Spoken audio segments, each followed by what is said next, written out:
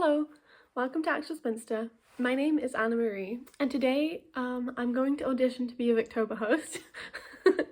Not really, like this video is like inspired by the fact for this recent Victober, which is where you read Victorian books in October, hence the name Victober. There was a call out for people to potentially become Victober hosts for this year and get like randomly chosen, which is one of the reasons why there's 10 hosts rather than the regular 4 or 5, 3 to 5. I didn't get randomly chosen, so I thought I would make an auditioning video to help. So I thought I would tell you why I think I would be a good host. You'll have to humour me for this video.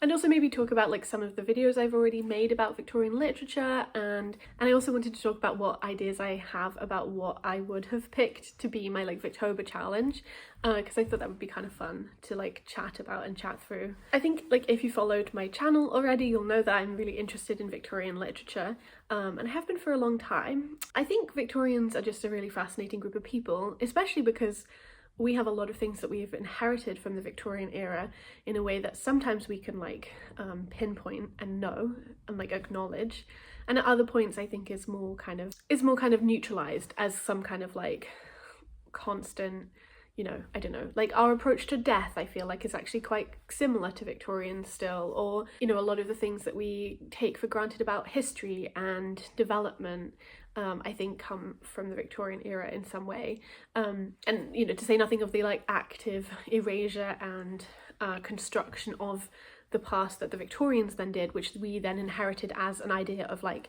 this was what the early modern era was like, but actually that's a really mediated idea of it because of the way that Victorians altered like the archives and constructed them in the first place. And of course, specifically with the Victorian era, there is this incredible expansion of like literary work.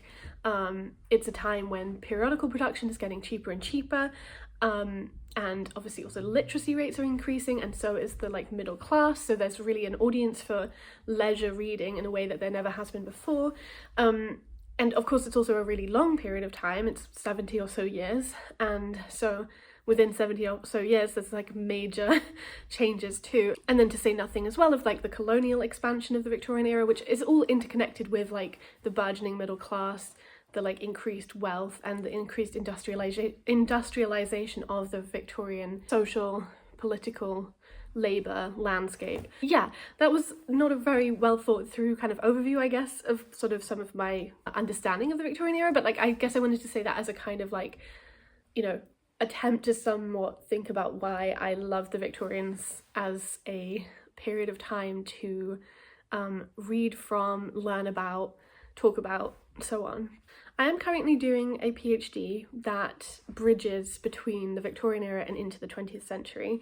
So my particular interest and love of Victorian literature, I guess, although then I start to feel bad for like the Brontes because all of their work was published in like the late 1840s to early 1850s and I do love them, but you know, I think my major kind of focus for the past few years, and it will continue to be, will be sort of the late, maybe some of the 1880s, but mostly the 1890s into the 1900s, and then into the 20th century too, for but just in terms of thinking about the Victorians and their own presence in my life and like the literary works that I'm kind of primarily trying to read from, I would say that the 1890s is like the major decade for me. So I have made some videos in the past about like Victorian literature. I'm gonna leave like a playlist of the Victorian related videos I've made in the description box if you'd like to peruse them. One of the first ones I think I made was when I was writing my like master's dissertation about these two novels, which I will talk more about in this video, but it was also about the New Woman as a particular kind of figure. I actually think I probably disagree with quite a lot of what I said in that video, but I've decided to keep it up because I think it's like an interesting video and people are clearly very interested in the, how many times am I going to say interesting? And people are clearly like interested in the figure of the New Woman, even if I guess I find it not a particularly convincing phenomenon to like group together, because I think it's actually so super disparate in terms of what people say is the New Woman versus what isn't. I think that misses some of the like political and, can't think of the right word, but like underpinnings of those representations, because people's responses to this idea of the New Woman are both kind of proto-feminist, let's say, and also he's deeply misogynistic, so it's not like it was a movement in the way that I think maybe people consider it to be. I don't know, I think there is more to be said here, and I actually maybe one day would like to make a whole video about it where I do a bit more reading as well to kind of bring in some of the critics who originally kind of came up with this concept, in terms of looking at the past. Obviously people were using the term like new women. I'm gonna cut myself off there, couldn't start talking for a long time clearly. Another video I made a few years ago that I thought I would highlight is about Villette by Charlotte Bronte, which is probably one of the best novels ever. It's definitely one of my favourite novels for sure. And I made a video about Villette and its afterlives, in terms of like other fiction that came later that was like inspired by it. I think it was specifically inspired by the fact I had recently read Lucy by Jamaica Kincaid, which is, I don't want to say like a retelling, but it certainly takes themes and kind of instances and relationships that are in Villette and it recast them in a different way with a protagonist from the West Indies, who goes to America, I think, and is the like, I guess technically like governess, but like in terms of Villette parlance time period, but you know, she like cares for these children of this particular family, and she's like a really thorny, great character. And I think also some of the like queer threads of Villette are also brought out in Lucy. Another video I made a while ago as well is a video about books about utopian socialism. I think it's called Books I Gave 1, 2, 3, 4 and 5 stars to about utopian socialism, which is a mouthful of a title, but that's okay. I don't think every single book I mentioned in that is actually technically Victorian, but generally the majority I believe are Victorian books, probably mostly from 1890s. I remember I talk about News from Nowhere for sure, and then I talk about some of the other books that I also will talk about now. And then I think like the most recent big video I made about Victorian literature was last year for victober. I made a video about Victorian socialist fiction, because that is, I mean, I suppose like fiction is maybe a misleading pinpoint for my own like PhD work, but certainly my area is like socialist literary stuff. Great way to say it. Mostly by women. For me that's the main crux of my research, but you know, it's important to get a sense of the wider landscapes anyway, because women are responding to what men are writing in like socialist fiction and the socialist press. I thought it would be cool to like coagulate, is that a weird word to use? Probably. Victorian socialist fiction that I've read into one place to kind of share, and also to encourage people to read and check out, because I think, you know, there is a sense that like the Victorian era is like one particular flavour of mostly conservatism, and instead I think that it can be really fruitful to look at it as an era of like burgeoning political like hopefulness, antagonism, class struggle, trade union movements. Like these things are beginning properly and coming to the forefront in the Victorian era in a really important way, and have had a like lasting impact. I hope that makes sense. I think it's just important to remember that people have always had the capacity to fight against like oppressive structures and ideas, and they have been. It's just about recovering their voices or thinking complexly about the political landscape that they lived in. There are like a few more recent videos that I've made that relate to like Victorian literature. I think the other one that I did make, I guess, was about The Portrait of a Lady by Henry James, which is a book that I hated. And I talked about the inspiration for that book being a cousin of Henry James called Minnie Temple, or Mary Temple, and the way that I felt like he kind of boulderized, is that how you say that word? I guess like, I mean like bastardized, maybe, is that a better word? Like her life into the main character of A Portrait of a Lady called Isabel Archer, which is like much more like pessimistic video than the others because I hated the book it's about. But that's there also if you're interested, and there's a few other videos too. I hope that was like an okay overview, but now we can move on to like the most important thing, which of course is what my challenge would be and my thought process behind it. When I was first like thinking about what I would choose, obviously as someone who works on and is really interested in like socialist, but also I mean I am a leftist, that impacts my own worldview, so I'm really interested in political fiction that takes up creating a new world, like anti-capitalism, blah blah blah, in its stride and or like particular formation. So I was then like, okay, well what about a challenge that's like read a book about class struggle? And you know, you could read something like Shirley by Charlotte Bronte, which I read last year, which is focused on the Luddites, which is sort of an 1810s movement of like working class militants who broke up machinery that was being used to replace their jobs, basically. You can be called a Luddite if you're like anti-technology, but of course Luddites were like specifically directedly anti-technology. That was like making them and their families starve. So it's not just being like against technology, because these were like exceptionally skilled textile workers who were using forms of technology of the time period.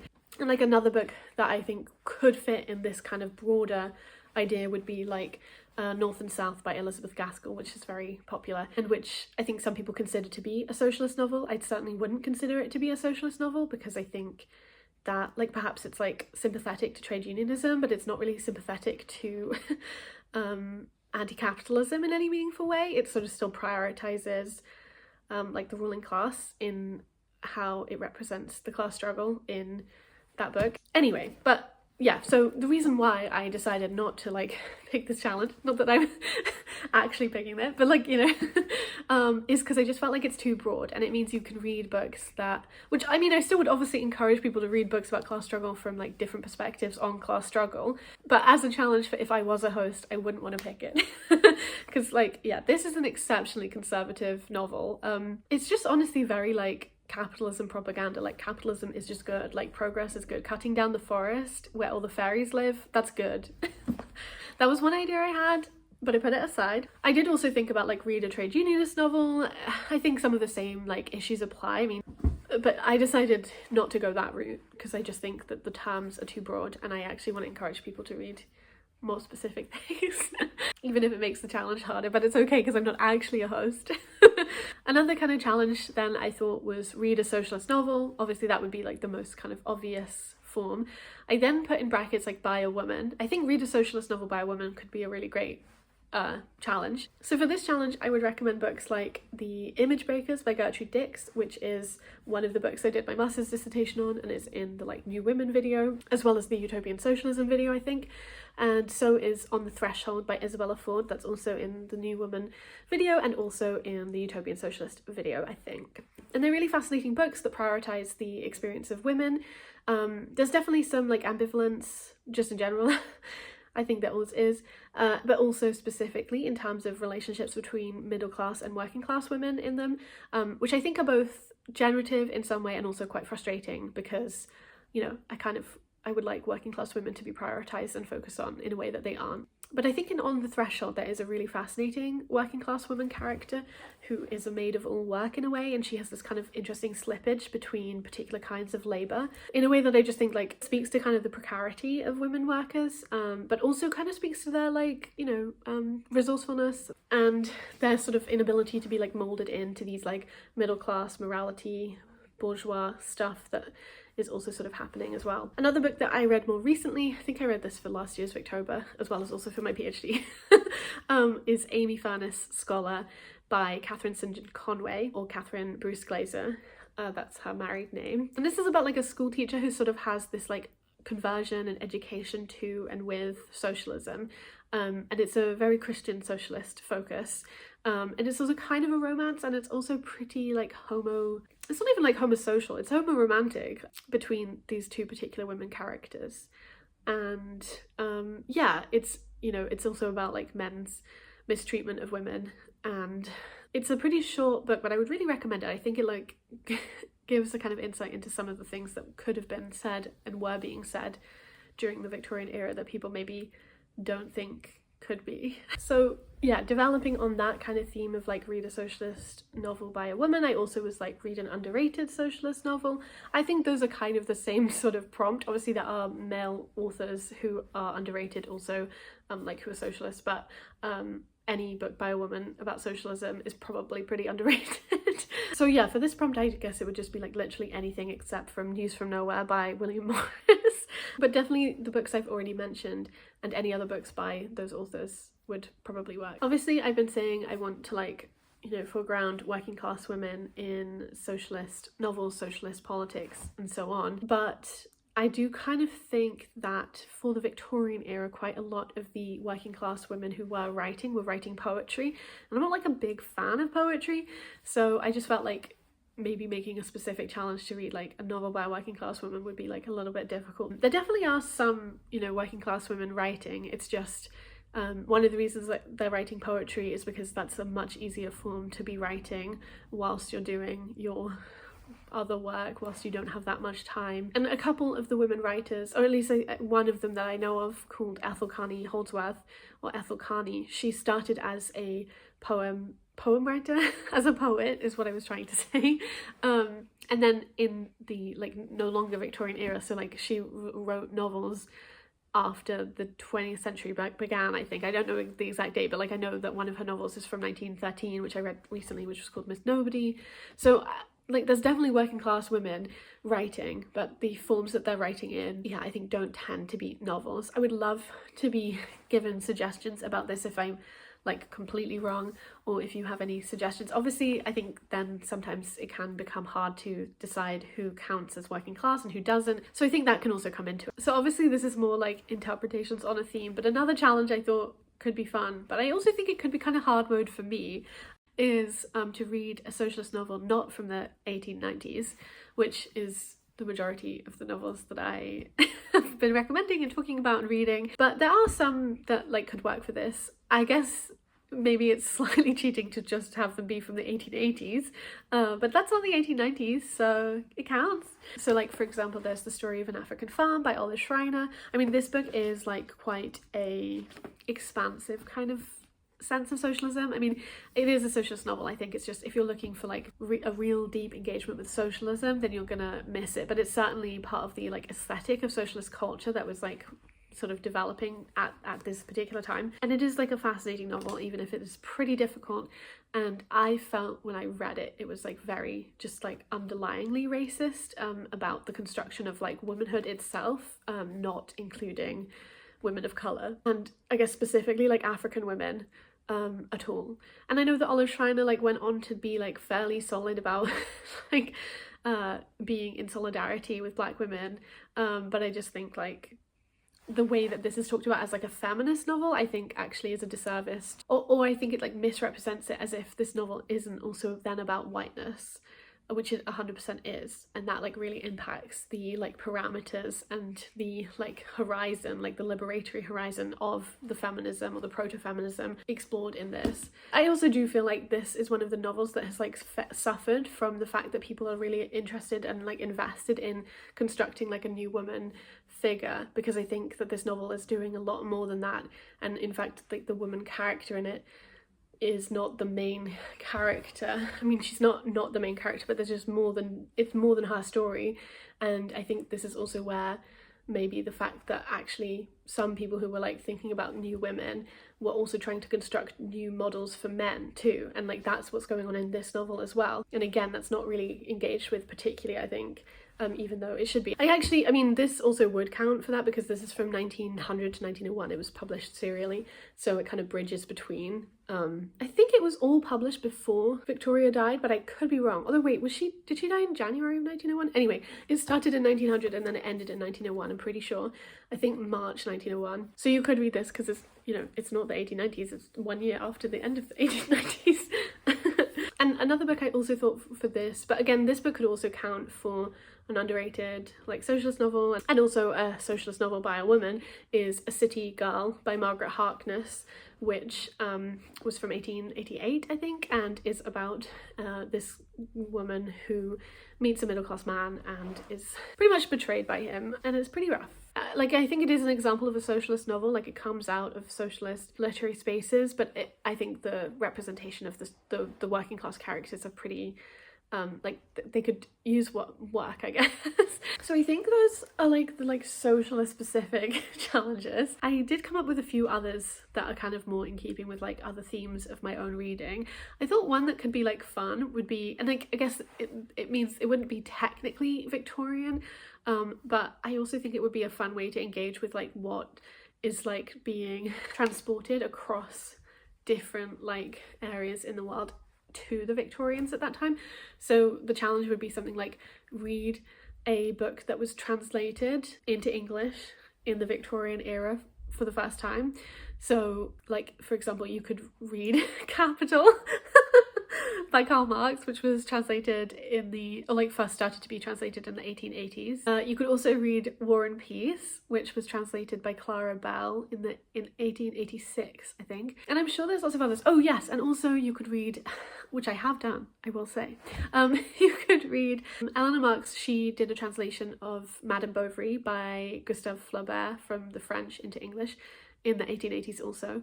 I think it's 1885 if I'm not mistaken. So you could read that, and I think there is even an audiobook of that version of her translation. So those were like some of my ideas that came off the top of my head. I'm sure there are more in terms of like if you do any research.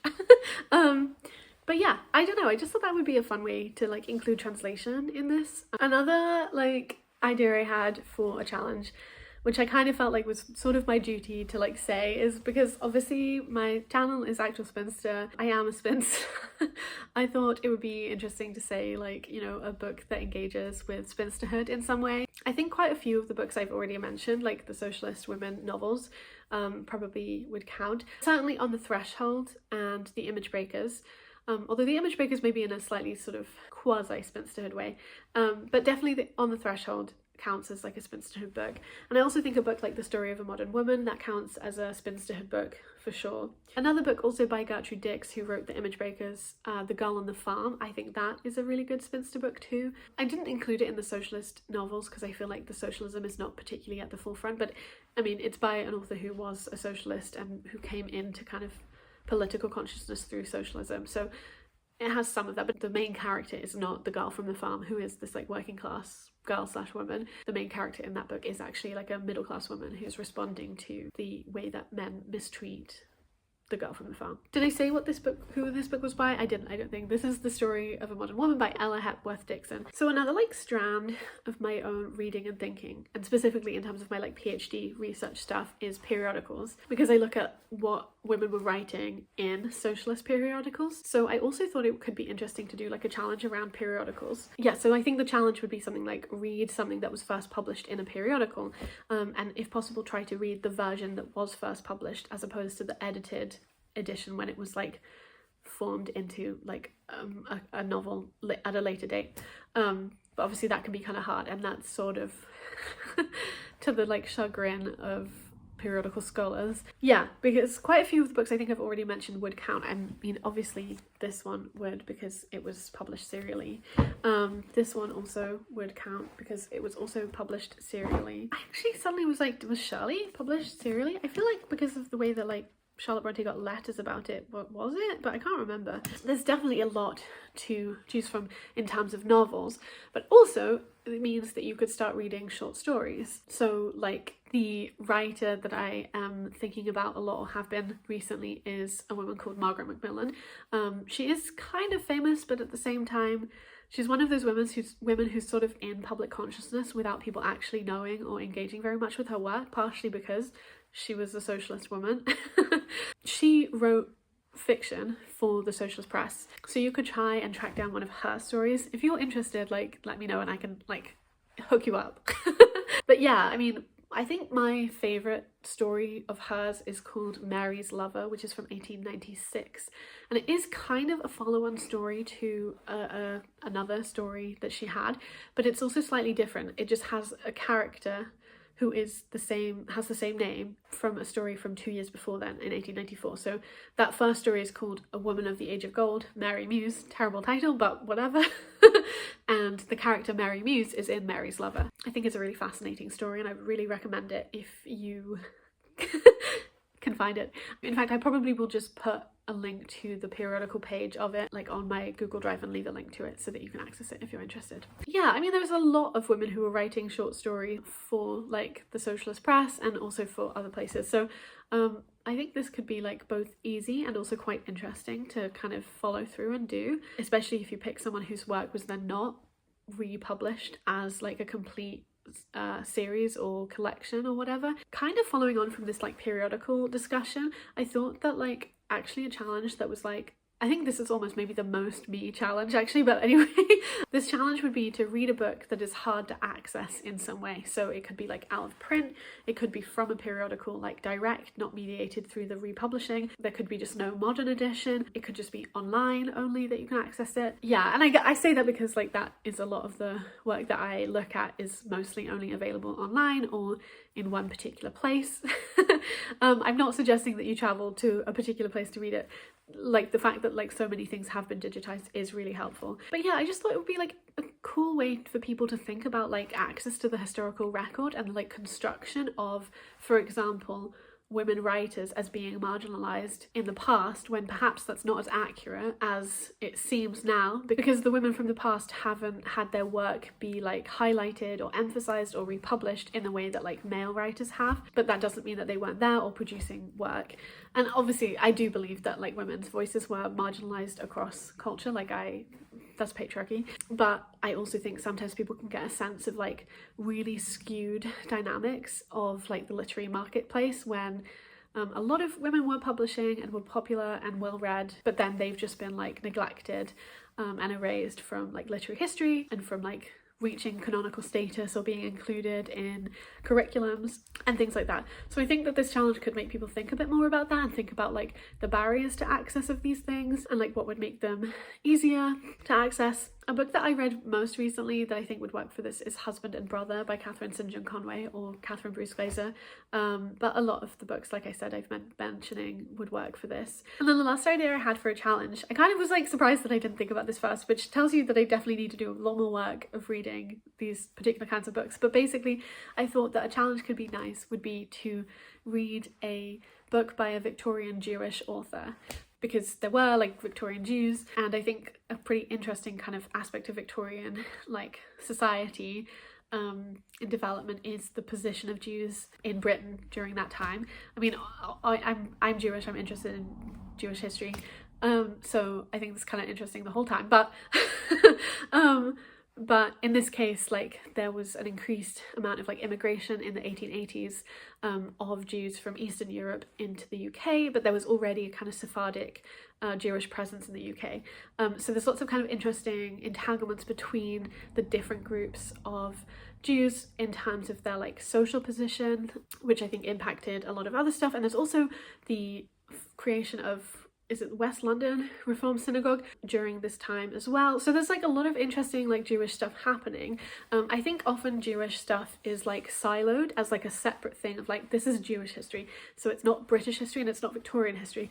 But that's obviously not true. It's all of those things. And I just thought this would be like an interesting way to kind of think about that. People actually have been reading, at least from kind of the people I watch for Victober, like one particular Jewish author, I would say like most commonly, called Amy Levy. But they also, I haven't read the books of hers that mostly people are talking about, but I have read one book by her called Reuben Sachs, which is a book that is about Jewish community and the kind of like power dynamics, tensions between different Jewish communities, some of the like difficulties of like assimilation and wealth and things like that. I'm not sure if her other novels have Jewish characters or talk about Jews very much, so I'd be interested to hear if you have read her other novels. I know she wrote The Romance of the Shop, and then there's another one which I cannot remember the name of. She did also write poetry as well. Another author who I guess sometimes people have been reading is Benjamin Disraeli. I think it is complicated because he converted to Catholicism, Christianity, and he wrote like Sybil, I think is his most famous one. I haven't read it, but I think, you know, he probably still counts within this kind of purview, even if maybe he wouldn't have called himself a Jew anymore. But he was, I think, fairly okay and proud of his like Jewish ancestry. So yeah, there's that. An author that I would like to read from is Israel Zangwill, who wrote Children of the Ghetto. I recently listened to a really excellent podcast, which I guess if you're interested in this, you should definitely listen to, because it's definitely has some kind of overlap in terms of the time frame with like Victorian Jews. So this podcast is called the Cockney Yiddish Podcast, and it's about like Cockney Yiddish, what that might mean, the kind of confluence of Cockney and Yiddish speaking and like the words that come from that and how they're like still kind of present in our standard modern English language usage today. It is also about like the production of like East End like Yiddish culture. Yeah, there's some talk about like particular Victorian geez, I think like I don't think it goes any further back than the 1880s or so, and it's really fun. It has also like a songs in it. There's like an episode with Michael Rosen, which we love. It's really wonderful. I really recommend you check it out. But yeah, so that was like my other one, and I honestly think that's like a really great challenge, and I hope people maybe think about it. I realize this is posted kind of too late for people to like rethink their TBRs, and there's already like so many challenges, but I guess I just wanted to chat because I think it's really, I love talking about Victorian literature, and it's just really interesting, isn't it? Definitely let me know if you're like participating in victober. I would love to know. Let me know what you thought of my challenges, or if you have your own challenge that you would have picked if you had become host. And yeah, I really hope that your reading goes well. I think that's everything I had to say. I will link information all about victober in the description box so you can check out the like official hosts. Cool, I hope you enjoyed this video and I will talk to you when I next talk to you. Bye!